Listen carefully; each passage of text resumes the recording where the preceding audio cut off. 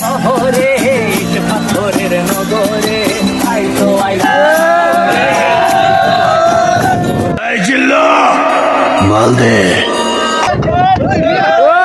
প্রশান্তির টানে ভাই ব্রাদার নিয়ে মেঘনাতে সাঁতার কাটা বিষয়টা খারাপ না, যদি হয় সময়টি গরমের মৌসুম। Hello guys, it's me Poysal Sikdar and welcome to my another new blog. আজকে প্রচুর গরম লাগতেছে, তাই বড় ভাইরা বললো চলো নদীতে সাঁতার কেটে আসি। আমরাও সেই সাথে প্রস্তুত হয়ে নিলাম। ছোট বড় সবাইকে নিয়ে মেঘনা তীরের উদ্দেশ্যে রওনা করলাম। যাত্রা পথে প্রথমে একটি সাঁকো অতিক্রম করতে হবে। সাঁকোটি অতিক্রম করার পর একটি পুরনো বাড়ি আমাদের সামনে পড়ে। বাড়িটির নাম হলো কবিরাজ বাড়ি। এই কবিরাজ বাড়িটি অনেক বড়। আমরা এখন যাচ্ছি কবিরাজ বাড়ির উপর দিয়ে। এই বাড়িতে একটা সময় অনেক মানুষ বসবাস করত, কিন্তু সময়ের স্রোতে এখন আর মানুষ বসবাস করে না, দুই একটা পরিবার ছাড়া। আরেকটা বিষয় আপনারা খেয়াল করছেন কিনা জানি না, আমি যখন ক্যামেরাটা অন করলাম শামীম ভাই পিছু থেকে দৌড়ে আসলো, তাকে ফুটেজের ভিতরে রাখতেই হবে।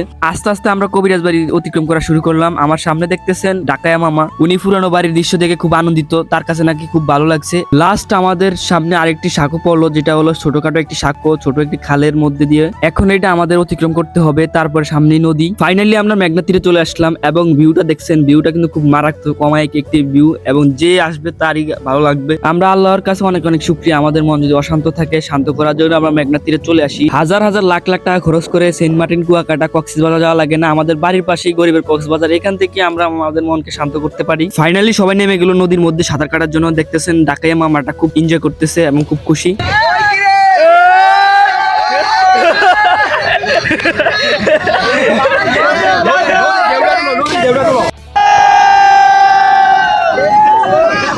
কি সুন্দর নদীর ঢেউ, এই নদীর ঢেউ বলে যায় প্রতিটা ঢেউ কতটা শান্তির। বিশেষ করে এই ভিডিওতে অনেকের থাকার কথা ছিল, যারা হলো এখন প্রবাসী, আমার ভাই বন্ধু বড় ভাই যারাই হোক না কেন, তাদেরকে অনেক অনেক মিস করি। সময়ের স্রোতে অনেকেই হারিয়ে যায়, এটা মানতে হবে।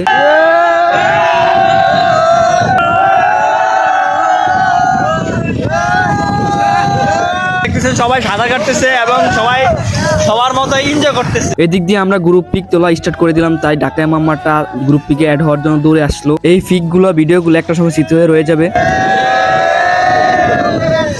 আজকে এই পর্যন্ত শেষ করছি। সবাই ভালো থাকবেন, সুস্থ থাকবেন, আর একটু বেশি বেশি সাপোর্ট করবেন, যাতে আগামীতে আরো সুন্দর সুন্দর ভিডিও দিতে পারি আপনাদেরকে।